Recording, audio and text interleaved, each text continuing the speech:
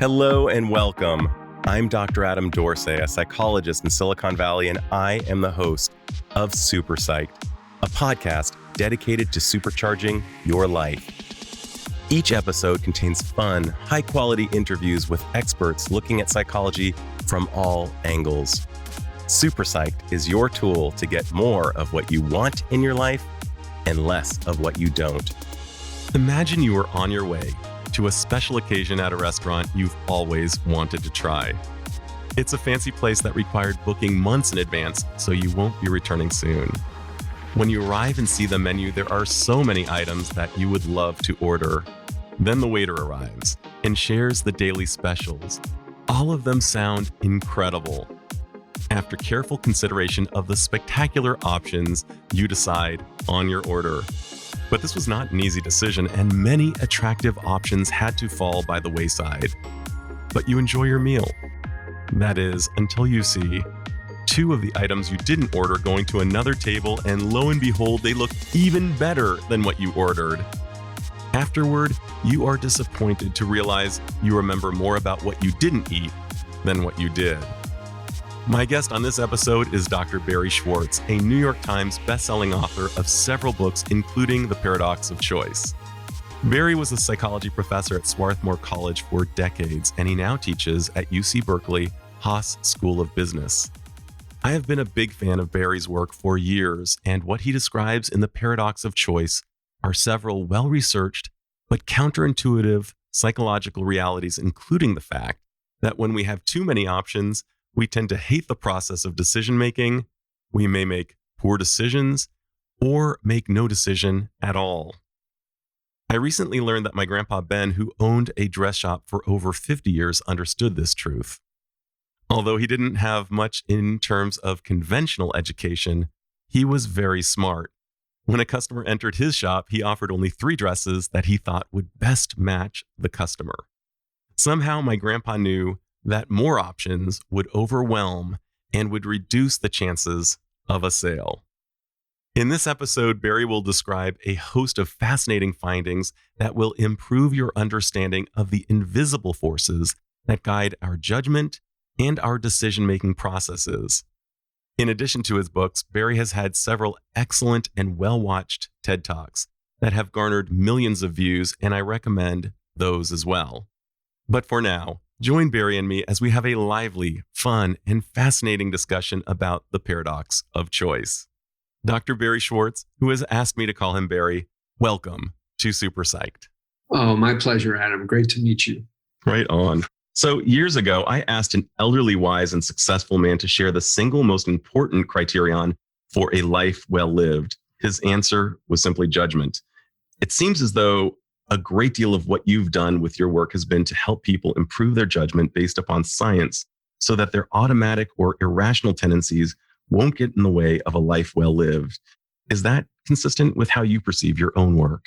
To some degree, yes. I think that's a very wise thing that this friend of yours heard, but it's not foolproof. The thing about using your judgment and living in a world where you have to use your judgment is that you will be wrong.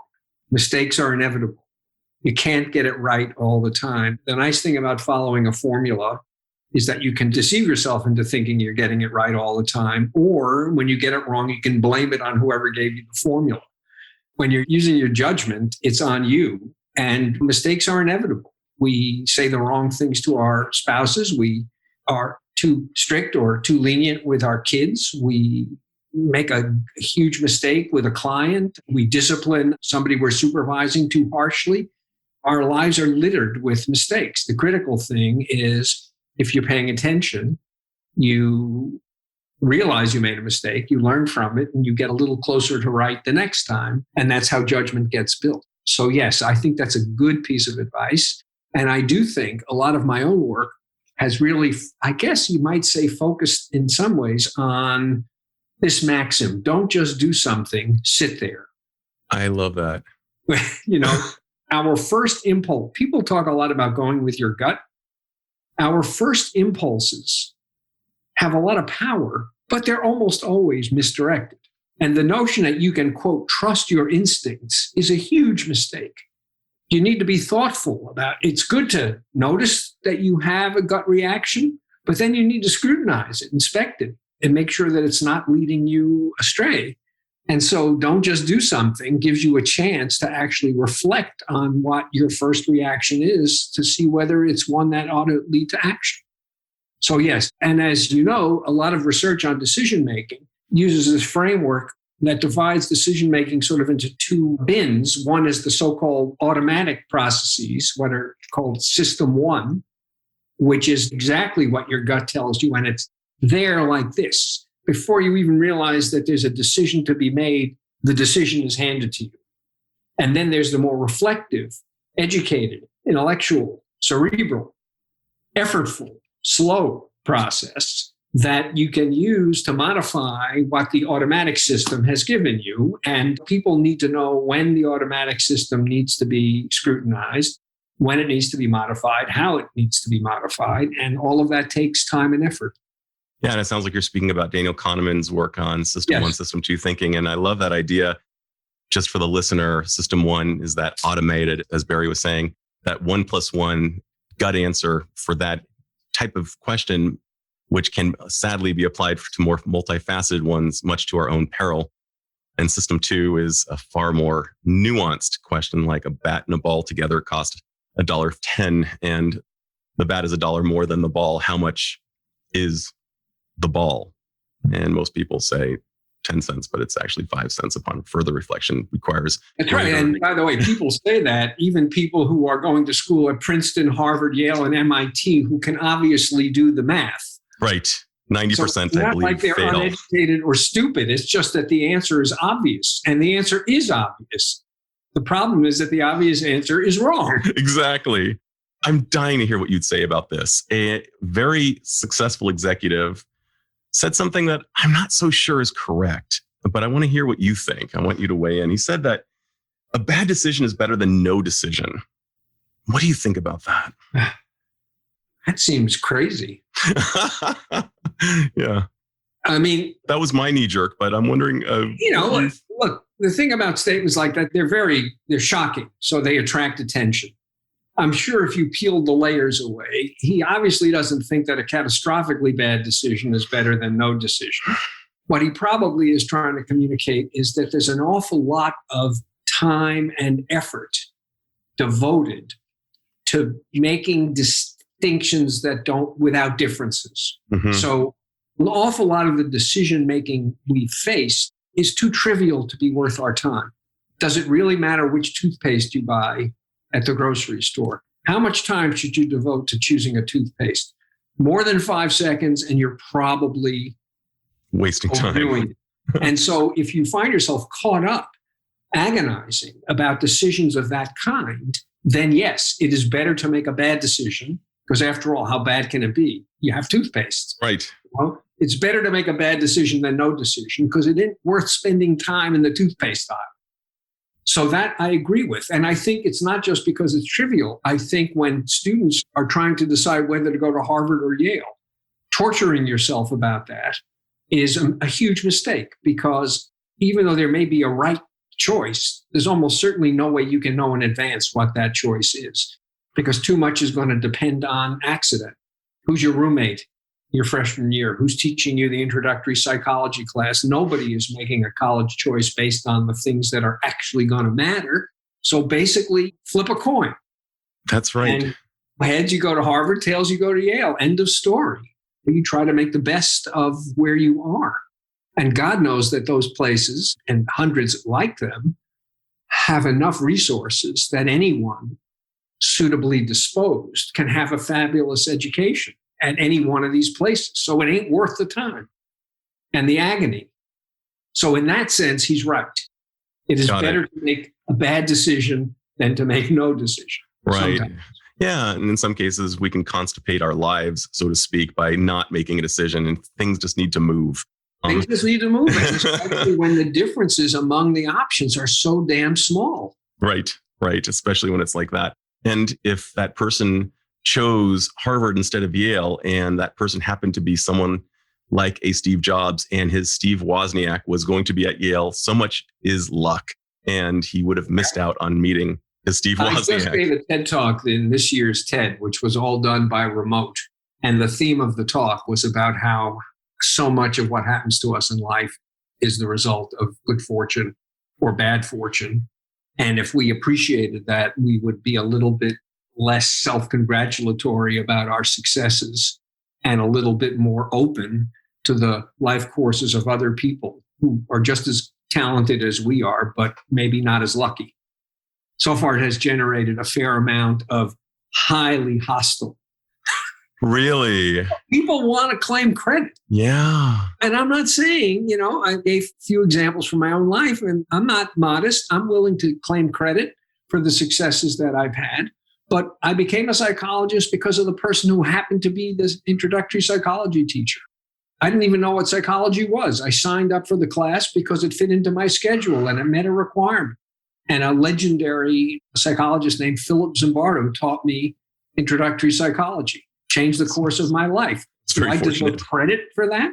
That was very fortunate. Yeah, exactly. So taking advantage of good fortune, I'm willing to pat myself on the back, but I didn't make that good fortune. It just fell into my lap. So people don't like the idea that a lot of their life course is the result of happy accidents. Rather In than fact, think about that expression, happy accident. What an unusual, odd expression. an oxymoron. It is in a way, but the word happiness, historically, the meaning of the word happiness was good fortune. It wasn't smiley face, it was good fortune. And you still see in dictionaries that it's a secondary or a tertiary. Happenstance. Happenstance, yes. So a happy person was a lucky person.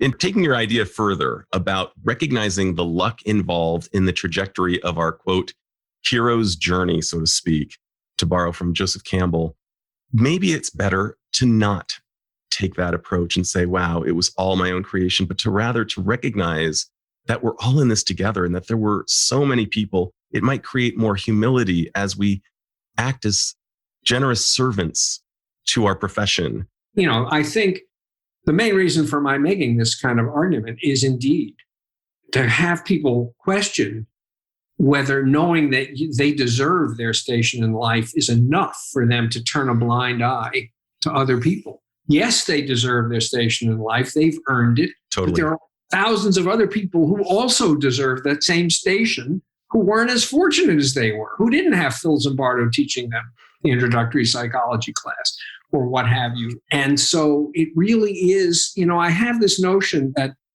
we think about what makes a just society as somehow comprising two components. One is that people deserve what they get.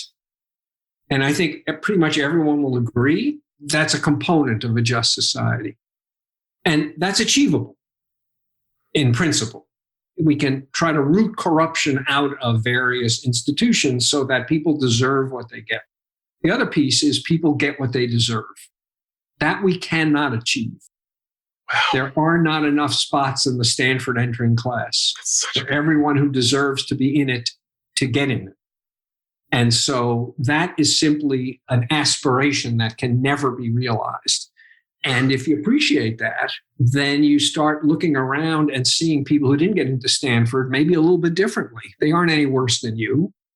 It's just that when the admissions people flip coins, theirs came out tails. Totally. And that's totally, it's essentially a random process among high achieving people because the differences among them are minuscule. They're non-existent. They're invented rather than discovered. So anyway, that was it's not why you had me on your show. It actually is. I do want to know how you think. And given the high number of people you've met over the years, high achieving people who attended Swarthmore College, you have anecdotal evidence or beyond, probably even qualitative and quantitative data that supports your idea that the differences between getting into Swarthmore and not are minuscule. Well, that's what I don't know. This is what no school knows. Oh. What about the 500 people who Swarthmore rejected? Would anyone have noticed if they hadn't admitted the students they admitted and instead admitted the next 500? And there was a Harvard dean of admissions about 15 years ago who basically said, if we rejected all the people we accepted and we took the next batch, nobody on the faculty would know the difference. Of course, that's true. That's great. Well, I had the incredibly good fortune to attend college and immediately befriend some people who changed the course of my life, including a professor. I had a Tuesdays with Maury type of Maury-like person in my life who I contacted twice a month until the day he died. And we were very close. May his memory be a blessing. He was just the greatest guy, Alan Greenberger. But back at Pitzer College, there is a question because it relates to your work on the paradox of choice. Pitzer College was one of the two colleges that I know of, I believe Brown is the other, where a person could take any classes they wanted as long as they fulfilled a major. And that was so attractive to me when I was applying. And yet, to your point in all of your research, I experienced tremendous strife choosing classes because of fear of missing out on the classes I didn't take. And reading your book made me think that having perhaps a general ed and fewer choices available, as counterintuitive as it sounds, might have left me feeling less distressed. What are your thoughts on that? Oh, you're exactly right. You're exactly right. What's interesting, years and years ago, I didn't know Pitzer was like this too, but Brown was famously like this on the East Coast. And they had this explosion of student interest because it's incredibly attractive to a 17-year-old. You can do anything you want.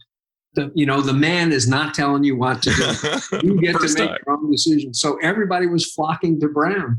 And Swarthmore was contemplating making a significant modification of its general education requirements because of how attractive Brown was. So we actually had some people from Brown come down and talk to us. And it turned out that while you could take 23 computer science classes, nobody did. That in fact, if you looked at what people took, they basically, their first year of college was like their fifth year of high school. They took a science class and a literature class and a history class. So it was the idea that if they wanted to, they could become total computer science nerds. But mostly they were just taking the next step in a well-trodden path, but they felt so liberated. So they relied on advising and habit to get students through with a decent, well-rounded education, even though there was nothing in the curriculum that required it. And that's mostly what students did. That's amazing. So further on the road of the paradox of choice, one of the things that you say that is so counterintuitive is essentially the more options we have available, perhaps we might actually zero in on the best option, so to speak, but the process will suck and we might actually become crippled in the process and not make any decision at all. Can you describe the paradox? Sure. So the initial research result that led to me to write the book is not a study I did, but a graduate student at Stanford named Sheena Iyengar did a study at a fancy, what is it, Dragers? That's our local, that's fancy. Yeah, every time they got a new product, they would put it out on a display table and let people sample. And she got the owners of the store to cooperate so that they got this fancy English jam. And they put out 24 flavors on this display table. And anybody who took a sample would get a coupon that would save them $1 on any jar of jam they bought. And a few days later, they had set up the same display table, but with 6 rather than 24 flavors of jam.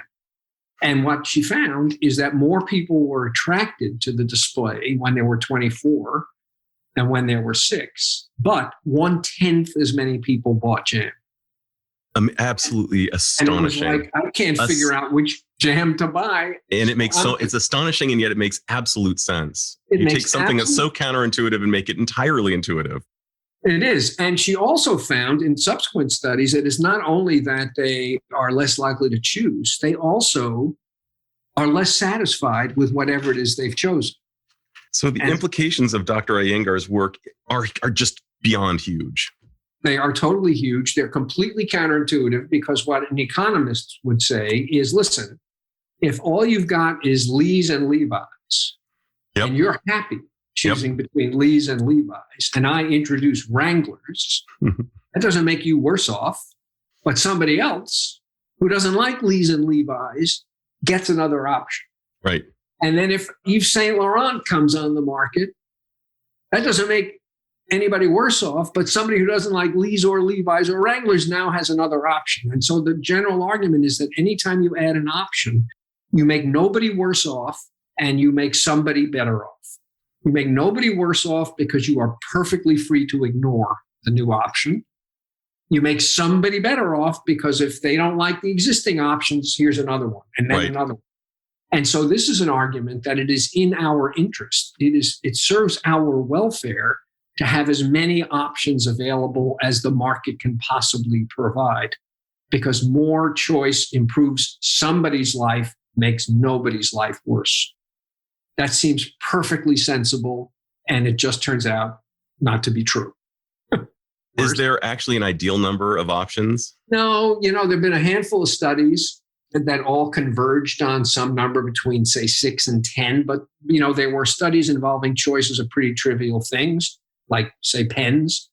I don't think there's a magic number, and the number of cars to choose from shouldn't necessarily be the same as the number of pens or the number of kinds of jeans. The critical thing is we can't assume that more is always better than less. At some point, in any domain, you will reach a point where adding options actually makes people worse off, not better off. And if you're not even interested in the welfare of your customers, you're just interested in your own sales, will hurt you, will cost you sales. People will walk out of the store with nothing because you have made the task of choosing so arduous and so unpleasant. And as you put it, fear of missing out. When I wrote the book, that wasn't a thing. I mean, it was sort of a thing. Now it's like a thing everybody knows. All you have to do is say FOMO. The first time a young person said that to me, I had no idea what he was talking about. But yeah, the temptation to imagine that one of the alternatives that you rejected would have been better than the one you chose is a recipe for A, paralysis, because you don't want to have that feeling, and B, dissatisfaction. That's absolutely important. You refer to these folks, and I could put myself in this tribe, as maximizers instead of satisficers, and we'll unpack that in a minute. But maximizers are the ones who just go through the incredible trouble of going through every possible option. And in your words, you mentioned that maximizers, on average, tend to be more pessimistic, anxious, stressed, worried, tired, overwhelmed, depressed, regretful, and disappointed, and less content. That is amazing. They're less content, less elated, less excited, less happy. Mm-hmm. Wow. It's a big thing. That's a big thing. It is a very big thing. They do better objectively, and they feel worse. I keep thinking about Larry David in Curb Your Enthusiasm. I'm not sure if you're familiar with the show, but he can focus in on just like one single criterion, and it'll ruin his day. Yep. And that's where all of his attention goes. And I think that part of the reason he's so popular is he really does exist in all of us to some extent. He does. And what makes him so funny, of course, is that he'll have a criterion that's just preposterous. It's not like that people object to his having these incredibly high standards. It's that who could care how many sesame seeds there are in a bagel? Right. Why should it be that? So, and people are really not good at recognizing this in themselves. Although when my book came out and the book talks about this distinction, I got lots and lots of emails from people who said, I'm a chronic maximizer. I didn't have a word to attach to it. I didn't know why. I was anxious all the time. I couldn't make decisions. And whenever I did, I was sure I made the wrong decision. And you explained it to me. So there may be a lot of people out there like that. And it's kind of the American ethos. Entirely. You should never settle for good enough. You should always be looking for the best college, the best preschool for your children, the best job, the best marital partner, the best house. Why would you settle in a world of plenty? To settle is to not be discerning. Why would you not be discerning when the world makes perfection available to you? So saying you're settle is not a neutral descriptor. Right. Settling for Aquafresh toothpaste is not a neutral description of how you choose toothpaste. It's a negative description. I find the best toothpaste, you settle. I'm better than you are. It's hard to shake loose from that kind of evaluative framework within which people judge how decisions should be made. And I think this is a catastrophe because it is driving people crazy. They make great decisions and they feel crappy about them over and over again. And of course, social comparison comes in. I'm wondering if you could unpack the concepts of maximizers versus satisficers. So a satisficer wants good enough. And that can mean low standards. It can mean modest standards. It can mean very high standards. The important thing is I know what I want. And as soon as I find something that meets those standards, I stop looking. That's brilliant. And if I'm lucky, it'll be the first thing I look at. Maybe not. And if you're a maximizer, you're not looking for good, you're looking for the best. Now, there's only one way to know you have the best, and that is if you examine everything, which means that you have to do an exhaustive search. You have to look at every private college in the country. It's not enough to look at 5 or 10 and pick one. You got to look at all of them. How else are you going to know that the one you're choosing is the best? You got to look at all the genes that are being manufactured, probably 50,000 different alternatives. So the search process is exhaustive. It is exhausting. And of course, you can't in real life do that. No one can look at all the genes that are available. So eventually you say, okay, I have to cover my ass. Time to buy a pair of jeans. And then so you stop, and you stop convinced that if you'd only spent 5 more minutes looking, you'd have found something better. Absolutely. So you spend the next 3 months wearing these jeans, convinced that they were the 4th best jeans you could have bought. If only you. And every time you put them on, you have a cognitive dissonance experience. Exactly. Or what an idiot. How could I have bought these? I'm such a schmuck. Exactly. And I think people are willing to say that being satisfied with good enough makes sense when you're choosing toothpaste, but not when you're choosing a job or a house or a place to go to college or a romantic partner. And they're wrong. It's the right strategy, even for big decisions. I work oftentimes with folks who are considering who to marry. And you mentioned that Tinder and the world of the dating apps has really added a level of complexity because the pool is so large and people can be vexed by the mere number of possibilities and who they're not dating rather than who they are dating. How can a person become perhaps an enlightened satisficer in the dating process, especially considering how important the prospect of marriage is? It is hard work. If you make a commitment that you're going to be looking for good enough generally in all your decisions, it's going to creep you out in the beginning. It's going to feel weird to choose a pair of jeans knowing that maybe you left a better option on the table if only you devoted 5 more minutes to it. But what happens over time is you get used to it. You discover you're pretty content with your decisions. And all of a sudden, there are all these hours in the day that weren't there before.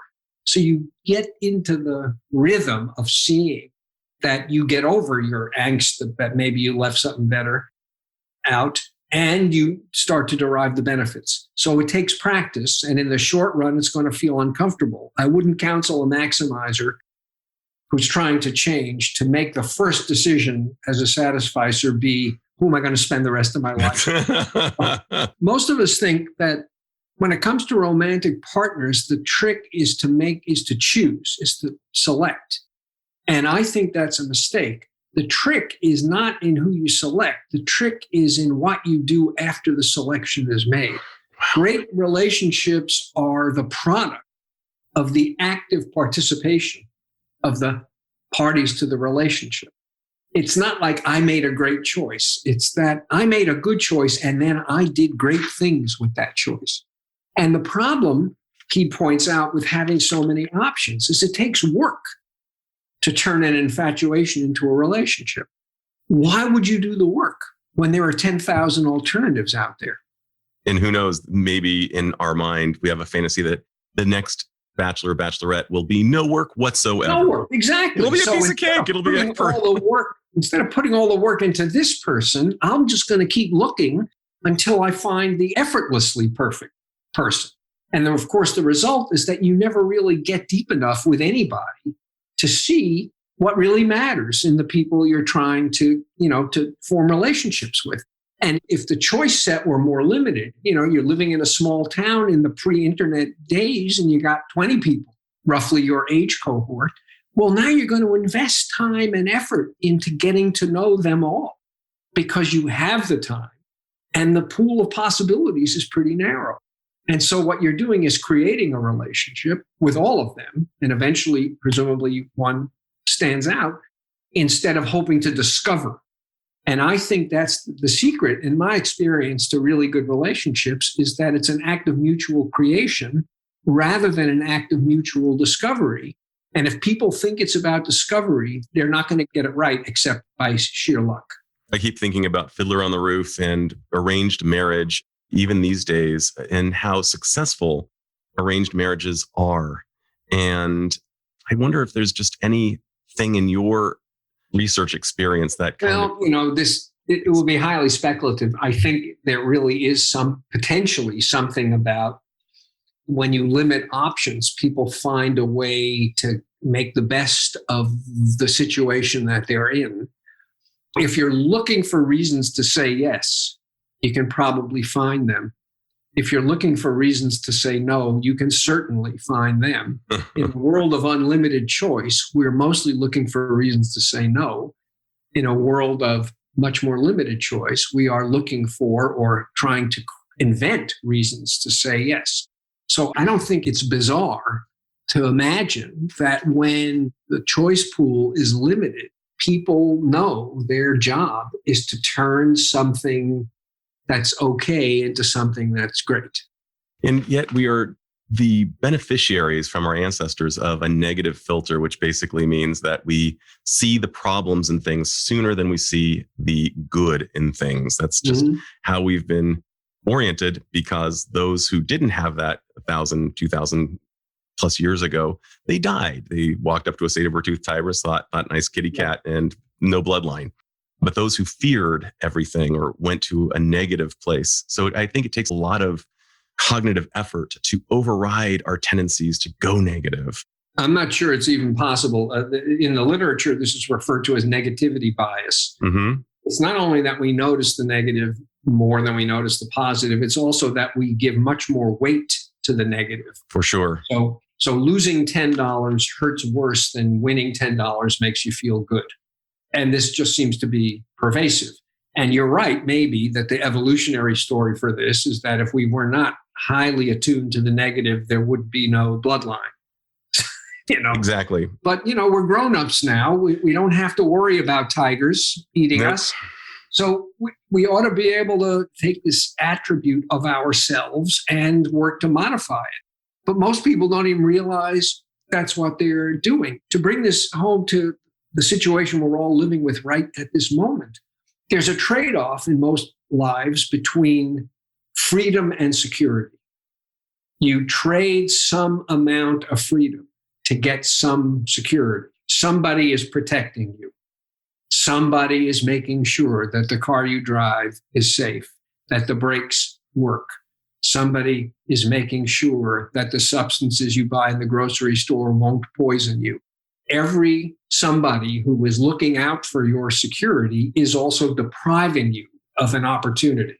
That's right. That's such a good point. And in an environment in which we take security for granted, which is sort of the way upper middle class types in the United States operate, I don't have to worry about where my next meal is coming from. I don't have to worry that they're going to be armed people with automatic weapons outside my door. It's all about freedom because we take security for granted.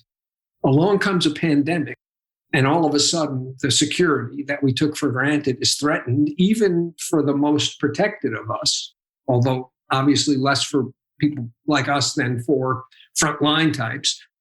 But, there's an enormous amount of uncertainty. The economy may go into a tank that it takes 10 years to recover from.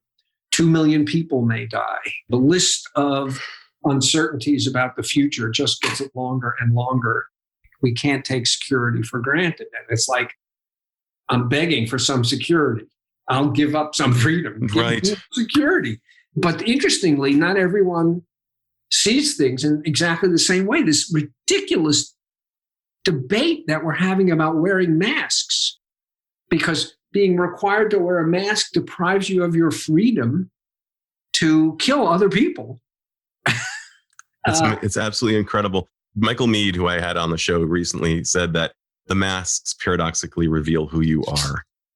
I would not have imagined that masking could could have the symbolic significance that it has come to have. And I don't think that would have been the case were it not sort of being a message coming down from the top.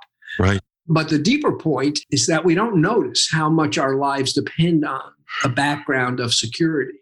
And so what we want is elbow room. We want freedom. But when that security gets threatened, we realize that maybe freedom is not the most important thing on earth. That's only the most important thing on earth when we can take everything else for granted.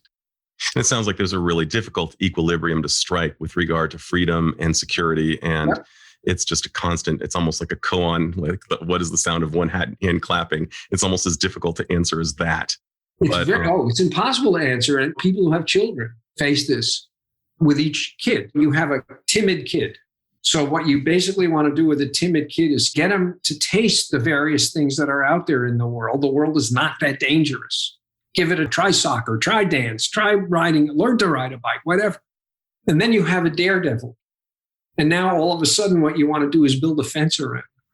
Ideally a fence that is lined with foam rubber. Sure. So for kid one, it's all about enhancing this kid's sense of freedom. For kid two, it's all about putting your arms around. This is a balance that we have to strike anew with every situation we're in and with every new person and as I said at the beginning of our conversation, the thing about using your judgment is that you're going to be wrong.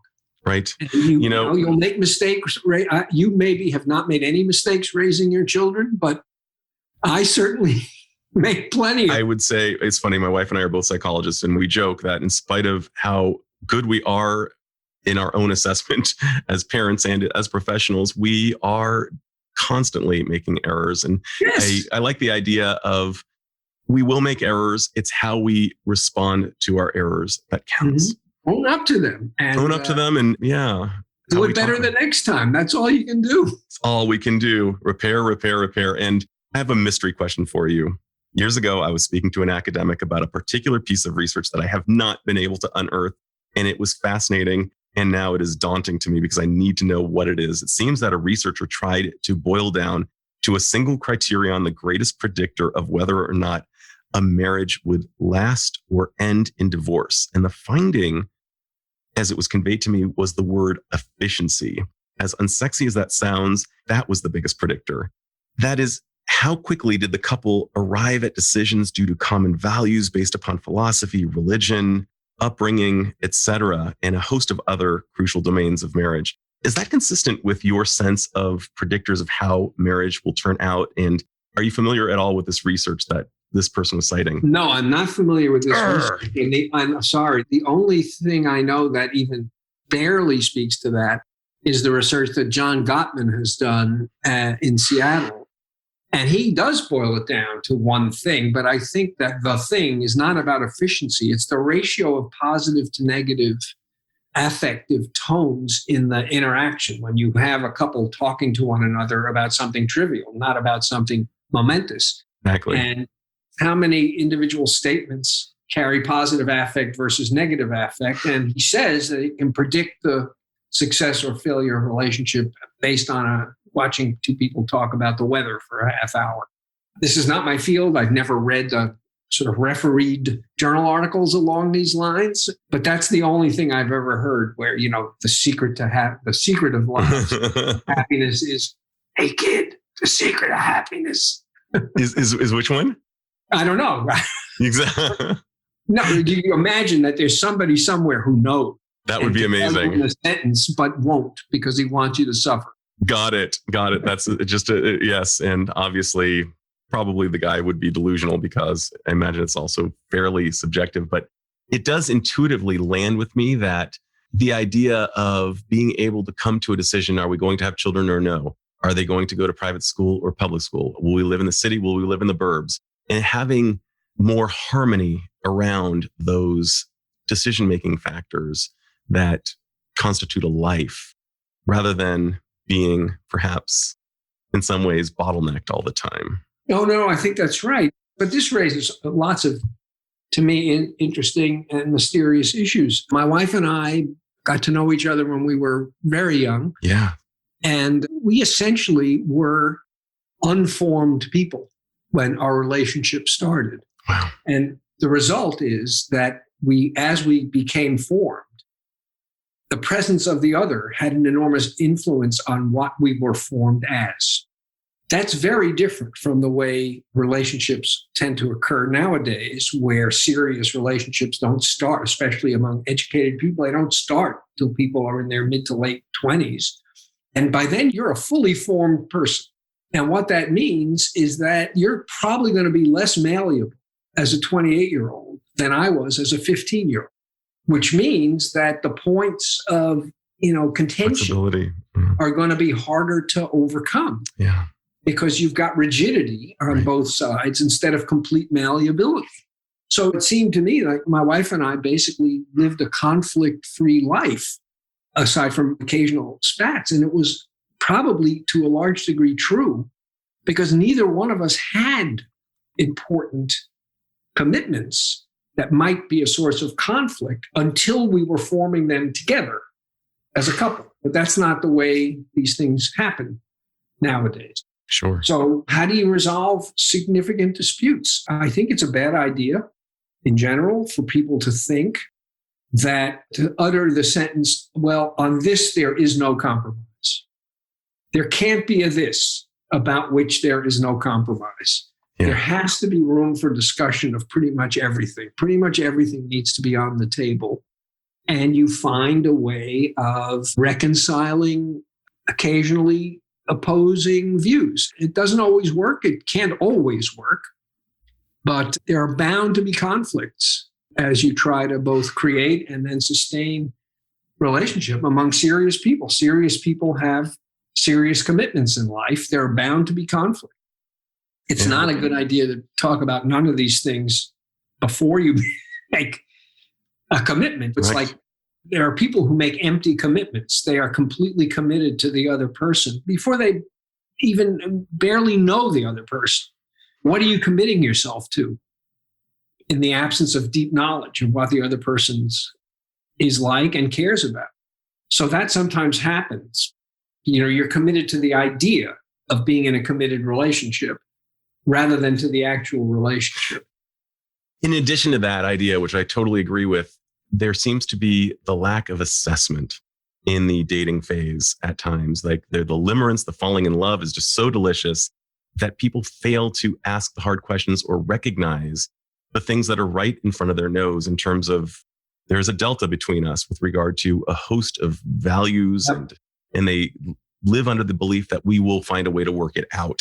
And sometimes that's actually not really going to work. No, it isn't. And this also, you can see why people would be attracted to the Tinder model, where you just hope that you won't have to struggle to make two into one, because eventually you will find the perfect one where there's no struggle. And I think this is a fool's errand, but I can also see why people think that the solution to the hard work of relationship establishment and maintenance is to just keep looking until you find the effortlessly successful one. So let's say you're meeting up, just a little bit of a pivot here. You're meeting up for coffee. A maximizer friend of yours is just miserable as always and says, I need the playbook to become a satisficer. How do I become a satisficer? What would you say to that? How does a person in a maximizing stance become a satisficer? Right. So again, I've never actually tried to do this and collected data. My sense is the following.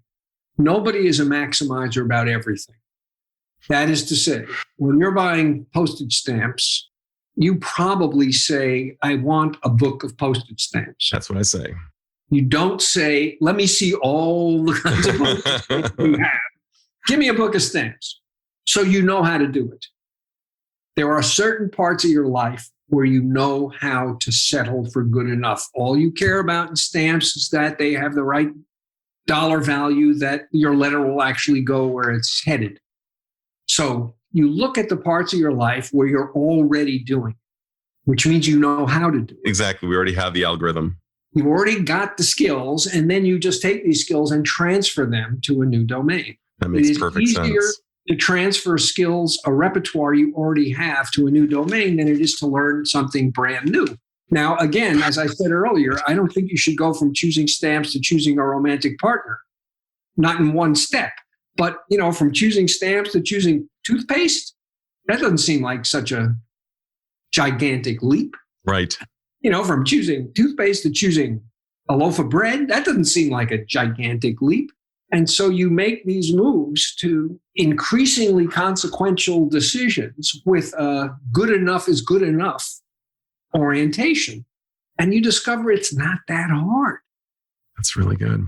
It is really not that hard. And you don't spend your time looking at the menu at this restaurant, thinking about the menus at the restaurants you weren't at. It's so interesting. A person asked me, I was giving a presentation on positive psychology and talking about rejuvenating activities versus non-rejuvenating activities that people engage in during their off time. And somebody asked me, what do I do about all of the possibility of choices? And my advice was to choose one that would rejuvenate and to merge with it entirely, and to, in any way, shape, or form possible, just kind of be so with what you're doing that you even forget that there are other options. To your point, I think you had a New Yorker cartoon where somebody's on an island thinking, oh my gosh, it's August and I'm on an island and I could have had all this great parking in Manhattan. Yes. And what a schmuck I am for being here. And decision, I believe, shares etymological roots with incision or cutting off other options. And it's painful. But what are your thoughts on that? Well, I think this is a sort of being in the moment, being absorbed by the moment. This is the Csikszentmihalyi idea of flow. Is also something I gather Buddhist about it. I'm pretty ignorant when it comes to Buddhist principles. So I think it's very much being mindful of where you are is almost always a very good idea. And the more mindful you are of where you are, the less space there will be for you to be thinking about where you could be. So good. And that's probably a good thing, but I don't want to be sort of mechanically enthusiastic about it, because you do have, sometimes we make mistakes. We've seen this. And if you're so focused on where you are, it's going to be hard for you to figure out that you've made a mistake. Part of what helps you see you've made a mistake is that you notice that there's another path you could have been on that would have been more satisfying in whatever way might be relevant. Having that kind of tunnel vision will certainly stop you from fear of missing out, but it may not stop you from actually missing out. So there needs to be a certain amount of monitoring of what else is going on in the world to help you catch mistakes and correct them. For an afternoon pursuit on a Saturday or a Sunday, perhaps if the person's not working, I think that this comes less into play. So that if I'm on a hike and I'm not at a cafe, I'm not thinking about all the coffee I'm not drinking. I'm thinking about the hike. No, I completely agree. For circumscribed bouts of time. Okay, I see. Absolutely. It's a good idea, for example, to leave your phone in the trunk of the car. So people don't do that. It's like, suppose my dear friend gets into a serious car accident, they won't be able to reach me. Well, you've been alive for 40 years. How many calls like that? What? None? And I say this as I'm guilty of it. Sure. No, totally. I am too. My wife and I went away once for a weekend. And understand, we're old enough that the idea that you were always reachable was not a part of life. For most of my formative years, people were not always reachable. Right. You didn't carry your connection to the world in your hip pocket. But nowadays, people are always reachable. So we went up to Marin County for a weekend, and the place we were in had the phone service was out and the cell phone reception was non-existent. So we're 45 minutes away from home. We got into a complete panic because if something terrible happened, our family would not be able to reach us. And I'm telling you, we really went nuts. We screamed at the landlords of the B&B, you got to do something about this. We can't. It's like, I'm not waiting for a call from the Nobel Committee. It's not like, it's going to be okay in all likelihood. It's going to be okay. The standard of being perpetually in reach had just permeated us, and we couldn't be in the moment. We could be in the moment if we knew that if something terrible happened, people would be able to find us. Right. We didn't know that. All we could think about was that something terrible would happen and nobody would be able to find us. So it ain't easy to leave your cell phone in the trunk of the car, but it's probably not a bad piece of advice if you want to go on a hike and be thinking about nothing except what you're experiencing on the hike. That's such a good point. And I love the work of Csikszentmihalyi, the idea of flow and really merging with what is going on presently is such a great mindful approach. The disturbing artifact in the literature I found was that a larger number than expected, not a huge number, but a larger number than expected of people during sex are on their cell phone in some way, shape, or form. Yeah, it's out there. And it blew my mind. And I think about Winnie the Pooh as being the exemplar of really merging with a great thing. He looks forward to his honey. When he's eating his honey, he's thinking about nothing but his honey. And after his honey, he remembers his honey. And I think that is just really a great way of living, if at all possible. There's a cartoon that I sometimes show when I'm giving talks. It's a 3-panel cartoon, New Yorker cartoon with no caption. In the first panel, the guy is sitting in his office at his computer, and there's a thought bubble of him on the golf course. In the second panel, he's playing golf, and there's a thought bubble of him in bed with a beautiful woman. In the third panel, he's in bed with a beautiful woman, and there's a thought bubble of him in his office at his computer. Oh, that's perfect. That is just perfect. And I thought I knew where that was going, but I was wrong. That is so good. And the sad truth is that whatever it is we're doing, we could always be doing something else. And if you spend all of your life thinking about what else you could be doing, you're not going to get much satisfaction out of what you are actually doing. And it takes, I think, a lot of training, self-discipline, not to be thinking about work when you're having sex or sex when you're playing golf. So my final question, if I could just leave on this one. If you had the magical abilities to confer on all the world, one skill, one awareness, whatever it might be, that might just something that you've gleaned from the research that could really help humanity both on the micro and on macro levels, what would it be? And what effect do you think it would have on the individual and society at large? Well, I don't think this is the universal principle that everyone would come up with, but from my own work, I would say the single most important lesson I have to offer is that good enough is almost always good enough. And if you understand that to be true, it will change how you search in the world. It will change how you experience the results of your decisions in the world. It will make the decision-making process less angsty, and it will make your satisfaction with the decisions you make much higher. And let me just say, it will also reduce the enormous amount of waste of resources that goes into creating a world so that everyone can find the best. If people didn't need to find the best, there wouldn't be 400 different kinds of toothpaste on the market. It's incredibly wasteful to create this diverse array of things and experiences so that everybody on earth can find the best. If what we're trying to do is live a good enough life, a lot of resources that are currently just going up in smoke and heating up the planet could be devoted to other things, could be redistributed to people who have too few choices. I'll be more than happy to give up some of the options I have so that somebody who is facing a life with virtually no options has some. So I think it is potentially this simple principle, good enough is almost always good enough, has big implications for individuals and maybe even for the structure of social institutions, if you could somehow sort of put it into the water supply. Barry, thank you so much for your time, your wisdom. I'm so grateful to you. It really has been a pleasure, and a pleasure to discover that we both long for the pastrami sandwiches of the East Coast. We do. It preceded this conversation, but it was a lead up, an important lead up. But I'm quite happy with a good enough pastrami sandwich. This is Dr. Adam Dorsey thanking you for listening to Super Psyched.